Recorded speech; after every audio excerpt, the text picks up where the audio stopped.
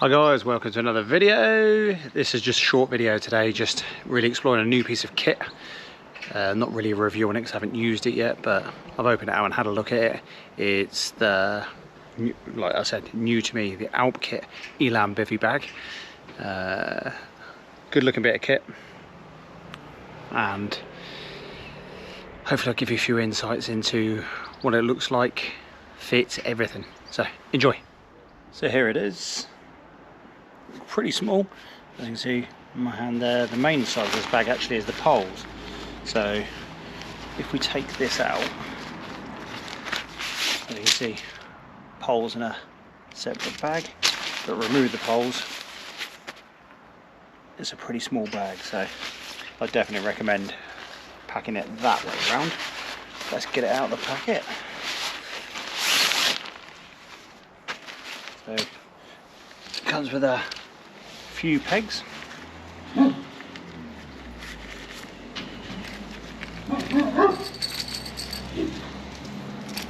little lightweight pegs. 7 of them, because there is 7 points. As you can see there, very small. As always, ignore the dog in the background.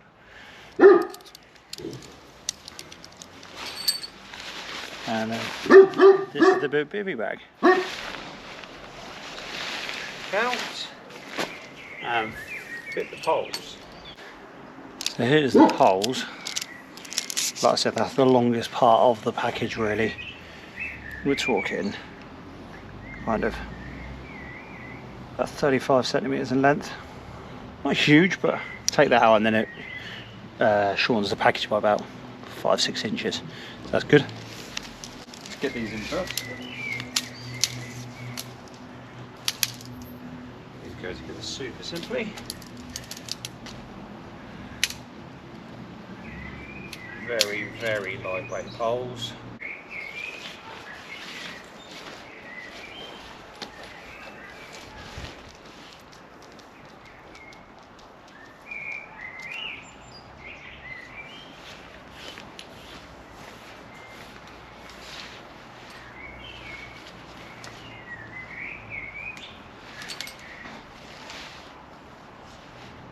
Fit into the grommets there nice and simply.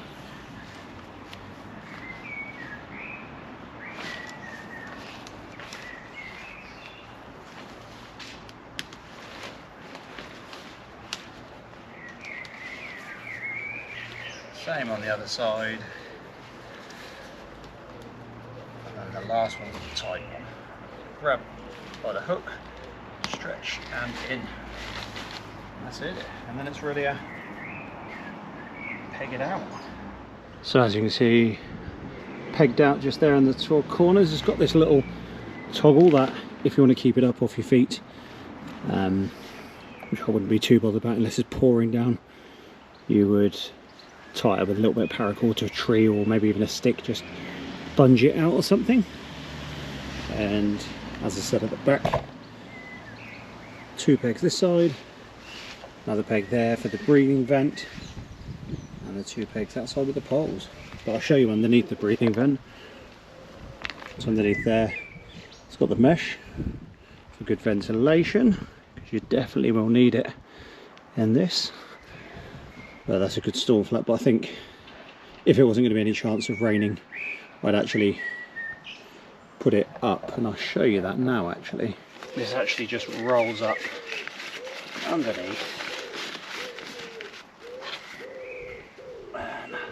So if you've got a dry night, there's absolutely no need to put this down. Little elastic toggle, done. All out of the way. Nice breathable mesh there, and good views. So let's have a look inside. Let's open it all out. With the zips, orange toggles on. So that's with the mesh open. So you see there. Good size mesh, and that can be toggled up as well, which I'll show you in a second. And then it's got another zip which goes all the way along underneath this storm flap, so that should be pretty good. It's not a waterproof zip, but that's a big storm flap, so that should be able to hold it back. And then a separate zip inside, which means the whole thing opens. And there, as I said, same with the mesh at the front. If you really just want it out the way, I can't see why. I suppose if you're zipping it up completely because it's raining, you maybe want it away from your face. It's out the way. Good little feature as well. Got the strap, hold your sleeping pad down, which I'll show you in a second once I've inflated the sleeping pad. But good material. I'll put some details up on the screen now about the quality of the material and the hydrostatic head. Yeah, it's really good, very lightweight, just a little under a kilo. Yeah. Then you obviously got the poles, the bag and things like that anyway, but much lighter than most tents that are in most people's budget for this. But this is mainly for me for bike packing, so it's tiny, camping on ridges where you want to be a bit stealthier, just an emergency shelter kind of, even to put my kit in as well. I'll probably take a small tarp away with me as well, just then you've got a place you can sit underneath and it can protect this and your bag really, so I wouldn't have to store my bag in, because like I've said in previous videos, I'm 6'3", so I'm going to fill most of this bag, which I'll show you in a second. This is my sleep pad, which is just a 4 class from Decathlon. I find it brilliant, nice long and wide. 700 ultra compact. Got nice silicone gel bits, which I tend to actually, you're supposed to have that up, but I think your sleeping bag grips a bit to this, so I actually prefer turning it over, and then that's what actually grips to the base of your tent or anything like that, so then it doesn't move at all, which is brilliant.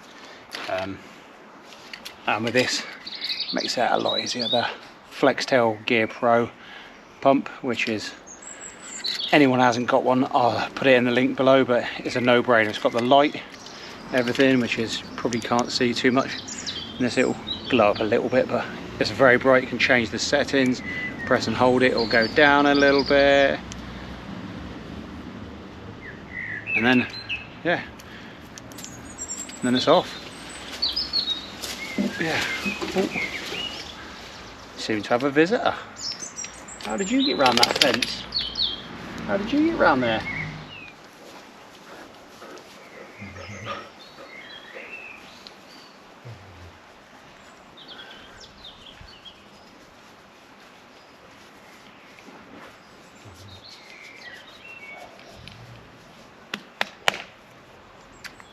And so to inflate this, really simple. Doesn't take long at all. Just put that in there, turn it on.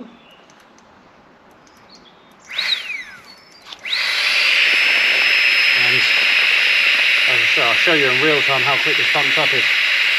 Really quick. Not the best noise in the world, but look how quick it pumps up. So quick.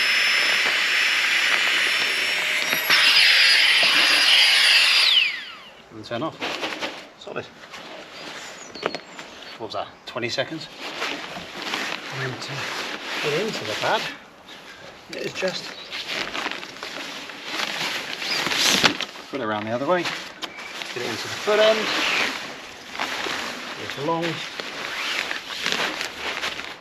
and then in. But yeah,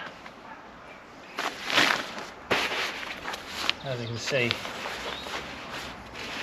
this is quite a wide pad in regards to most pads, but that's what I prefer anyway. It's a bit mummy shaped, this one, but really good pad. I like the where they're going lengthways because it really conforms better. It's not super thick, we're talking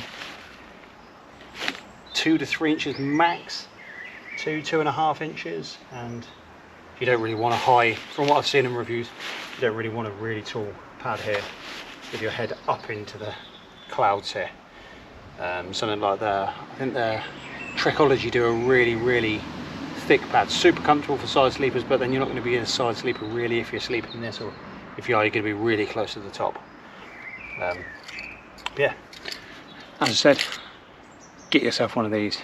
beautiful. It's always coming up on offer as well through Amazon or through any channels really. There's loads of copies out there as well, so it's up to you which one you get, but I think perfect light for camp and pump to pump your pad up so you're not getting any moisture in your pad, and it takes seconds as well. Bit noisy, but 20 seconds it's done, so it's no problem. So let's get inside this now. Get the flip-flops off. It is summer. Well, spring. Look at the size. So that's with me under. Covered over. Yeah, pretty comfortable. Quite toasty inside there. We're right in the sun. You can't get in there, mate. You're way too big. You're bigger than me. But yeah, have a little look at the foot end. That's with the pad fully up there, and we've got. Let's have a little look. Got enough space. Really. There's where my pad is. Mine's an extra long pad, so I've got about a foot. Maybe got enough space to put a small bag, but to be honest, I'm not really going to be in this if it's in pouring down weather. If it's showers and stuff like that, yeah, great. But if for whatever reason any trip that I've got planned is going to be pouring down, then I'm 100% going to be taking a tarp with me to sit under, keep my bag under, bike under, everything. Because this is really what it's about, is lightweight hiking. I'm going to be doing a trip very shortly, the South Coast Path Walk, only a section of it, but it's about 40 miles long. I was going to do it in one, but I think the consensus of asking a lot of people to enjoy it and actually just do an overnighter, just do 20 miles a day, which is still a decent amount of mileage. Nothing ridiculous, but 40 would have been a proper endurance in a day. So yeah, probably been looking at about 20 hours, I would say, for that, with the terrain that it was, maybe 18 just walking. But yeah, really good. There, let me show you now with it zipped up close up. So if you're pulling along,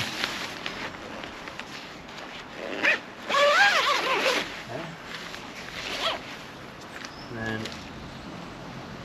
untoggle this. Like I said, the separate zip for the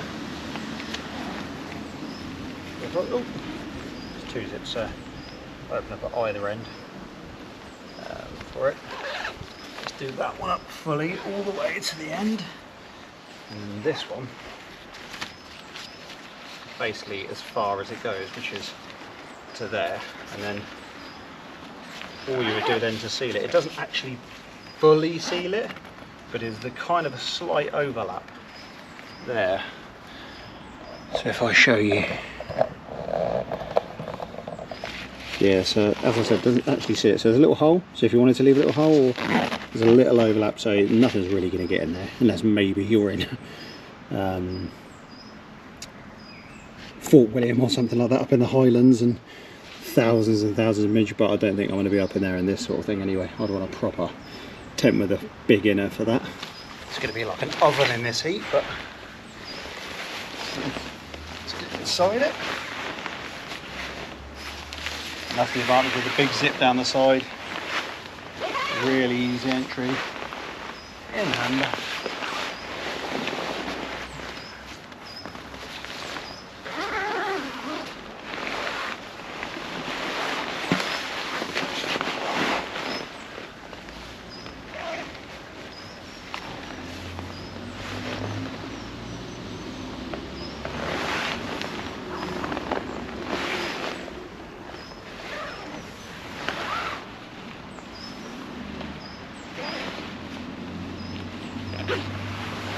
I'm done and I'm in.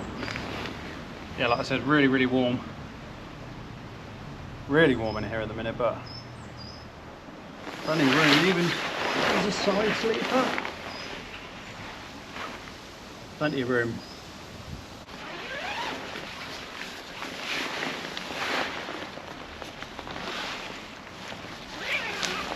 Sweaty in there. Let me show you a little bit inside. another couple of things I've just noticed which I didn't even realise. Crawling along the floor. Let me just show you right inside is a couple of little pockets at the back there. Put your phone in, finger length deep, kind of, sort of 4 or 5 inch. Yeah, really good. Like that. Little mesh behind as well, because it's completely suspended. As always, rolling around in the sun. You okay there, mate? You okay? Yeah. So overall, super impressed with this. Like I said, it's not really a review because this is only just showing it as a first hand, but I'm going to be using this very soon on a little bike packing trip. Take out on my new Planet X Tempest Titanium. That's the reason why I got that bike, was touring. I've got the new through axle for that now, so I can run the tail fin rack on that. So we're pretty much set for that now, and now it's about getting all the kit down lightweight enough so it's summer travels, because really this sort of thing, not that bothered about in the winter. If it's going to be winter, I'm going to take a tent away with me most likely, because I've got the Wild Country Helm 1 tent, which is amazing, nice and compact, but then you've got sit up space, so if for whatever reason it was pouring down, you've got all of your kit inside, you can cook in the porch. Way better than this. This is really just a kind of end of the night, hunker down, get up nice and early, get going, like really stealthy. No one really sees you in this, because as you'll see here, the height of it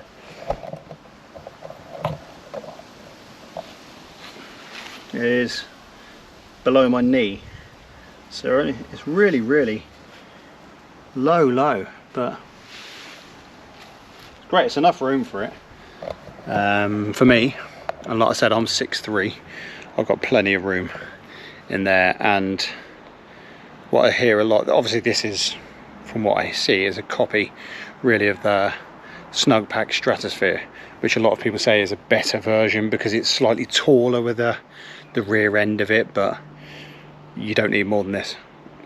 If you think that this is claustrophobic, you're going to find the Snugpak and you're not going to like anything on your face really, but this isn't on my face. I just went on my side, my shoulder wasn't quite touching the top. From there, enough room for that. You can even store a few little bits up by your head, like I said, a phone and stuff, all your electricals, your camera, whatever you're going to want to keep really safe in there, inside with you by your head.